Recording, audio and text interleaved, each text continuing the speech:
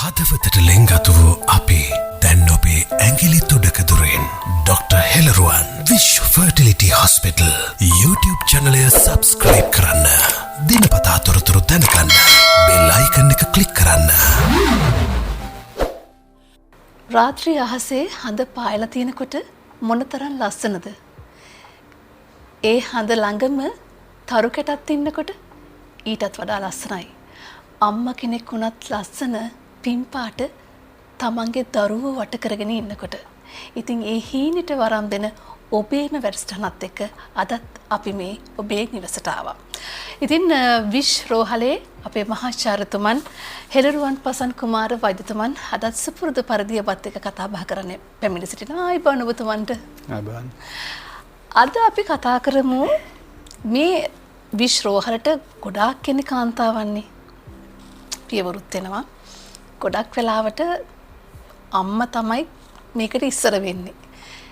කාන්තාවක් මෙතනට ආවහම මුලින් ඉඳන් ඇයට මුහුණ දෙන්න සිද්ධ වෙන දේවල් මොනවාද? ඔව් දැන් මෙහෙමයි. දැන් අතර ගොඩක් එතනට එනකොට 75ක් 80ක්ම ගොඩක් අර මුලින්ම යුවලම එනවා. ගොඩක් අර කියන හස්බන්ඩ් ඇන්ඩ් වයිෆ් දෙන්නම එනවා.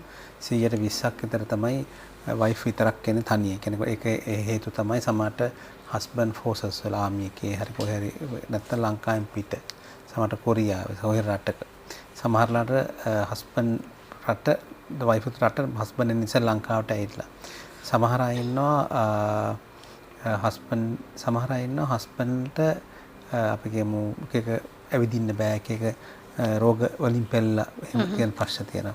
මේ වගේ හේතුවක් තිබ්බොත් තමයි ගොඩක් වෙලාවට නෝනා තනියෙන් එන්නේ. ඒකට අම්මත් එක්ක හරි කාත් එක්ක හරි තමයි එන්නේ. කොයි යාළුවෙක් එක්ක හරි එන්නේ. එතකොට දැන් නැත්තම් ගොඩක් වෙලාවට හස්බන්ඩ් ඇන්ඩ් වයිෆ් දෙන්නම එනවා. නමුත් මෙහෙම දෙන්නම අපි කියමු නෝනාගෙන තනියෙන් ආවත් අපි හැමතිස්සෙම කියන දෙයක් තමයි අපිට හස්බන්ඩ්ව ටෙස්ට් කරන්න ඕනේ කියන එක. මොකද මේක තනියෙන් අපුඩි ගහන්න බෑ. දෙපැත්තම අත් දෙකම ඕනේ ගහන ඉතන. නෝනා තනියෙන් ආවත් අපි අනිවාර්යෙන් කියන නෝනා හස්බන්ඩ් එක්ක රට එනවා එහෙන් හරි කමන්න රිපෝට් එකක් අරගෙන අපිට දාන්න කියලා කියනවා. ඊට පස්සේ හැබැයි මේකේ වාසිය තියෙන්නේ හස්බන්ඩ්ට අපි කියමු අපි IVF process එකක් කරලා ඒ මුළු මාස දෙකකටම හස්බන්ඩ්ට එන්න වැටෙන දවස් දෙකයි. ඒ කියන්නේ ඒක පරීක්ෂණ කරන දවසටයි ඒක ශුක්‍රාණු ප්‍රොසීඩර් දෙන දවසටයි විතරයි.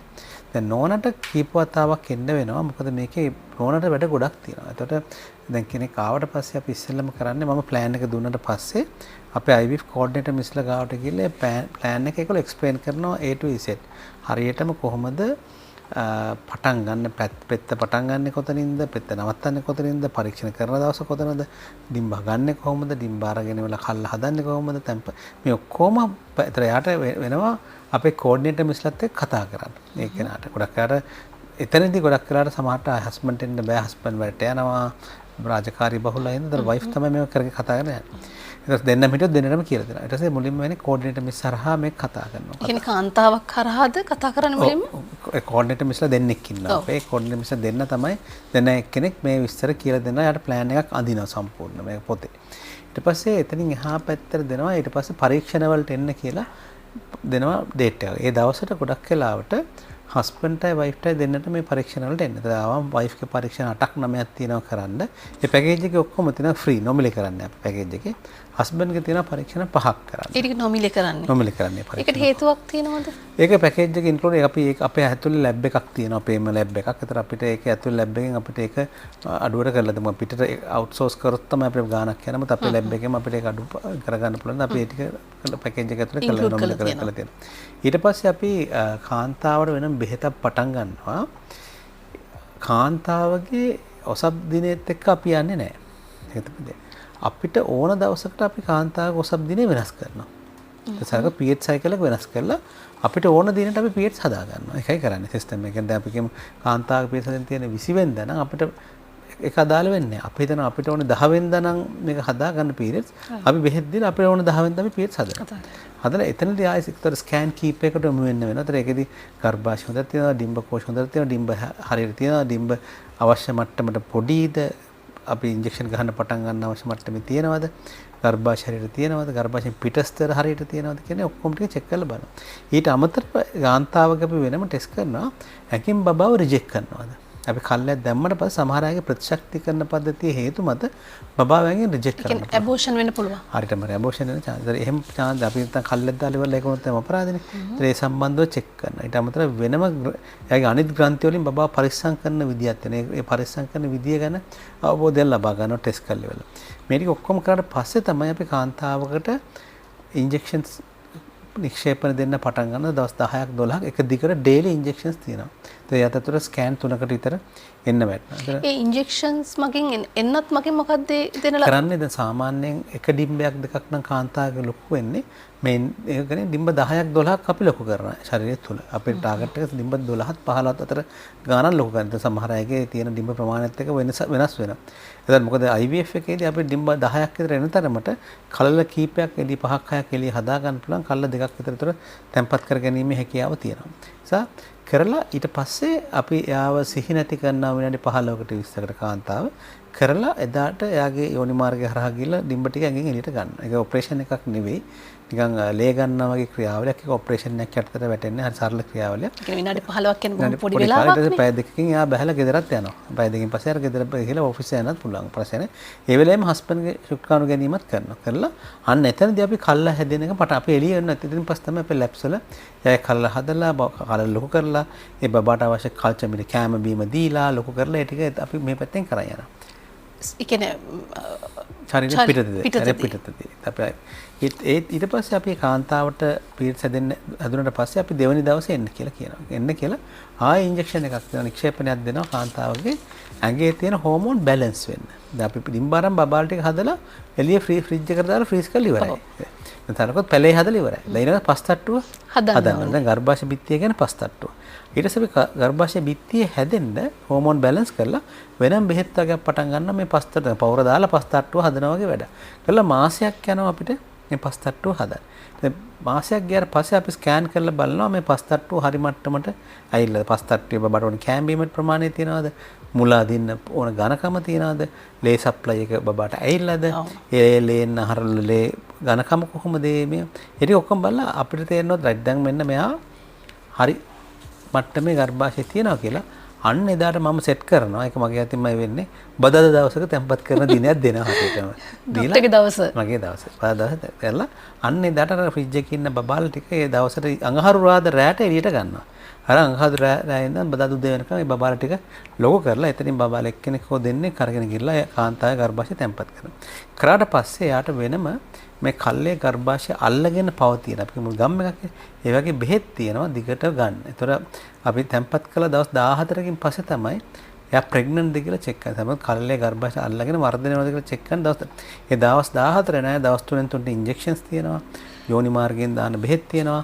බොණ්ඩ බෙහෙත් තියෙනවා. ගර්භාෂය ඇකිලෙන එක නවත්තන්න වෙනම බෙහෙත් තියෙනවා. කෑම බීම සාමාන්‍ය පරිදි ගන්න පුළුවන්. සාමාන්‍ය පරිදි මගෙන් ඇහුවොත් කවුරු හරි අපි කෑම බීම ගැන වෙනම කතා කරමු දවස. මම කවුරු හරි ඇහුවොත් මම හැමදෙස්සම කියන්නේ ගමේ කෑම කන්න. එච්චරයි කියන්නේ. වෙන ආටිෆිෂල් කෑම කන්න එපා. අර දැන් කට්ටිය එක එක හදාගත්ත ඒවා තියෙනවා මේ කෑම හොඳයි මේ කෑම එහෙම කොහෙවත් තියෙන රිසර්ච් වල පෙන්නලා නැහැ. නමුත් තමා කැමති විදිහට කෑවට ප්‍රශ්නයක් නැහැ. එයාට කල්ල තැම්පත් කරලා දවස් දෙකකින් පස්සේ සාමාන්‍ය විදිහට වැඩ කරලා සාමාන්‍ය ඔෆිස් කියලා සාමාන්‍ය දෙයක් ඉන්න පුළුවන් දවස් 10. දවස් 14කින් පස්සේ ප්‍රෙග්නන්සි ටෙස්ට් එකලා පොසිටිව් නම් අපි හොස්පිටල් එකකින් වෙනම යාට බෙහෙත් කෝස් එකක් පටන් ගන්නවා මාස 3ක් යනකම්.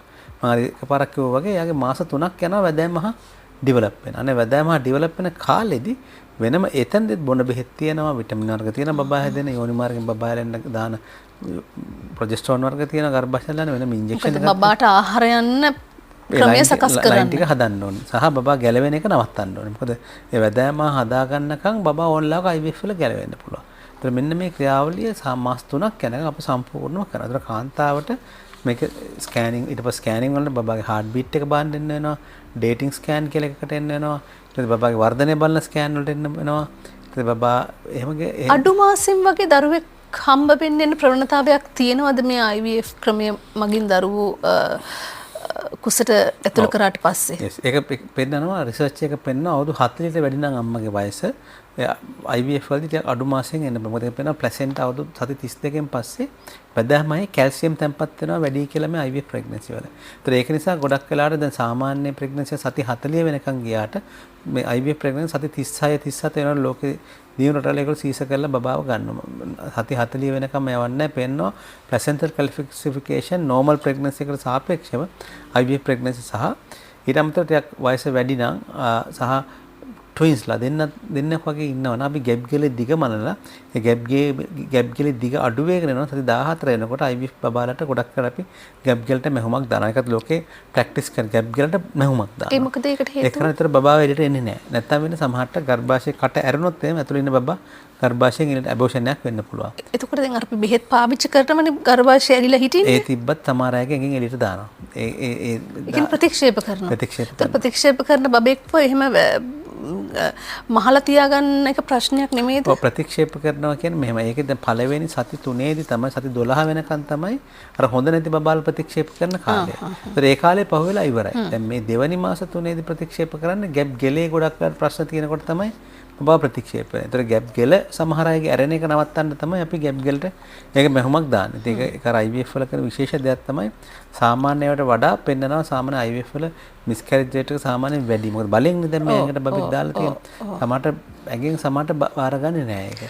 ඒතර ඒක නවත්තන්න වෙනම අපි මේ බෙහෙත් කෝස් එකක් යනවා වගේම ගැප් ගෙලට මෙහුම් දාන එක කරනවා. එතකොට මේ මාර්ගෙන් මේ රෝහල තුර දරුවන් බිහි කරන්න පුළුවන්කම තියෙනවද? මේ රෝහලේ අපි මාස 3ක් යනකම් බබා බලනවා. ඊට පස්සේ මේ රෝහලේ ඉන්න නාරිහා ප්‍රසව වෛද්‍යවරු දෙන්නේ. ඒතර ඒ දෙන්න යටතේ ඒගොල්ලන්ට රජයේ රෝහලක හෝ පෞද්ගලික රෝහලක දරුවන් ලබා ගැනීම හොස්පිටල් එක දිගට මාස 9 වෙනකම් අපි පේෂන්ට් බලනවා. නමුත් එයාට ඊට පස්සේ රජයේ රෝහලක නම් එයාට බබා හම්බ වෙනවනේ අපි රජයේ රෝහලක වෛද්‍යරෙක් විතර මේ ඉන්නවා. නැත්නම් පෞද්ගලිකව හම්බුනා පෞද්ගලික රෝහල වෛද්‍යරෙක් විතර යවනවා. ඊට අමතරව අපිගේ මේ පේෂන්ට් කැමති දැන් අපි දුර පේෂන්ට් කෙනෙක් එයා ගමේ එහෙ අපි කියමු මාතර පේෂන්ට් කෙනෙක් කැමති මාතර හොස්පිටල් එකේ. ඒතර අපි කියමු ගාල්ලේ පේෂන්ට් ගාල්ලේ. ඒතර අපි එහෙ පැත්තේ නාරිහා ප්‍රසව වෛද්‍යතුමාට මෙයාගේ විස්තර ඔක්කොම දාලා ලියුමක් හදලා මෙන්න මේ බේත් ටික කියලා තියෙනවා මෙයාගේ ඩිලිවරි එක ඔබ බාර ගන්න කියලා ඒ වෛද්‍යතුමා විතර යොමු කරනවා. එතකොට කියන්නේ දරුවා ඉපදුනාට පස්සේ කොච්චර කාලයක් යනකම් මබයි දරුවවයි විශ්රෝහලෙන් බලනවද?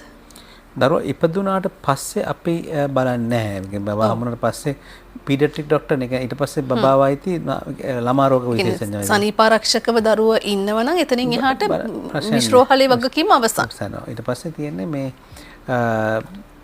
නාරිහා ප්‍රසව වෛද්‍යවරයාගේ කාර්යය වුණාට පස්සේ ඊට පස්සේ ඉපදුන දරුවා හමුනට පස්සේ සතියක් විතර යනකොට නාරිහා ප්‍රසව වෛද්‍යවරයාගේ ටික ඉවරයි ගොඩක් කරලා කාර්ය මොකද බ්ලීඩ් වෙන ඒවා නැවතිලා ඊට පස්සේ තියෙන ළමා රෝග විශේෂඥ වෛද්‍යවරයා තමයි ළමයාගේ IVF ක්‍රමය මගින් හම්බ වෙන දරුවෙකුගේ දැන් ගොඩාක් කරලා තියෙන නිසා වෛද්‍යතුමා දන්නවා ඇති පොදු ලක්ෂණයක් තියෙනවද මොන හරි අනිත් සාමාන්‍ය දරුවන්ගෙන් වෙනස් වන?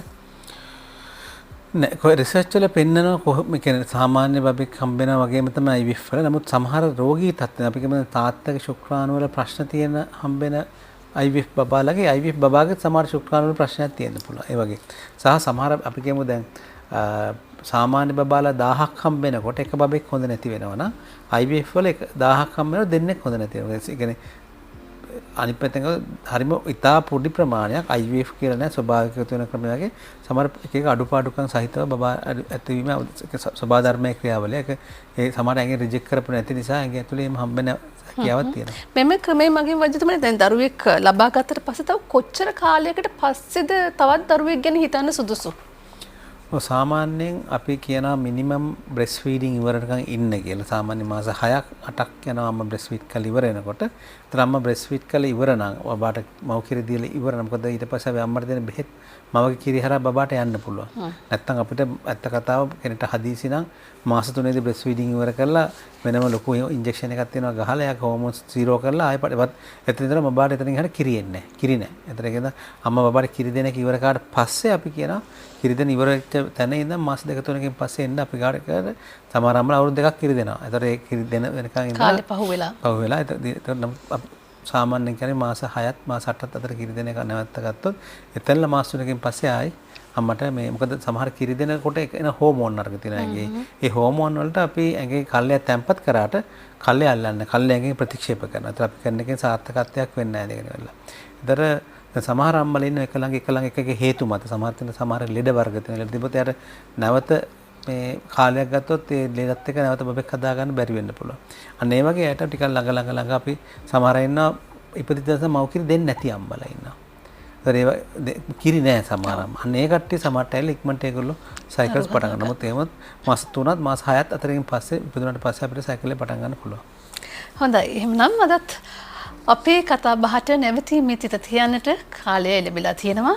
අපේ YouTube channel එක මම මතක් කරන්නම්. Dr. Helaruwan විෂ් ෆර්ටිලිටි hospital YouTube channel එක subscribe කරන්න. ඒ වගේම අපේ දුරකථන අංක ඔබ අවශ්‍ය නම් ලියා තබා ගන්න 0117 544යි 544 ඒ වගේම 0739 910යි 910 කියන දුරකථන අංක ඔස්සේ ඔබට වෛද්‍ය සුමන්ත් සමග සම්බන්ධ වෙන්න පුළුවන් අවශ්‍ය දෙයක් දැනගන්න පුළුවන්. එhmenan ඉක්මනින් හැමෙන්න බලාපොරොත්තු වෙන සමගන්නම් සුබ දවසක්. හදවතට ලෙන්ගතු වූ අපි දැන් ඔබේ ඇඟිලි තුඩක දුරෙන් ඩොක්ටර් හෙළරුවන් විශ්ව ෆර්ටිලිටි හොස්පිටල් YouTube channel එක subscribe කරන්න. දිනපතා තොරතුරු දැනගන්න බෙල් අයිකන් එක ක්ලික් කරන්න.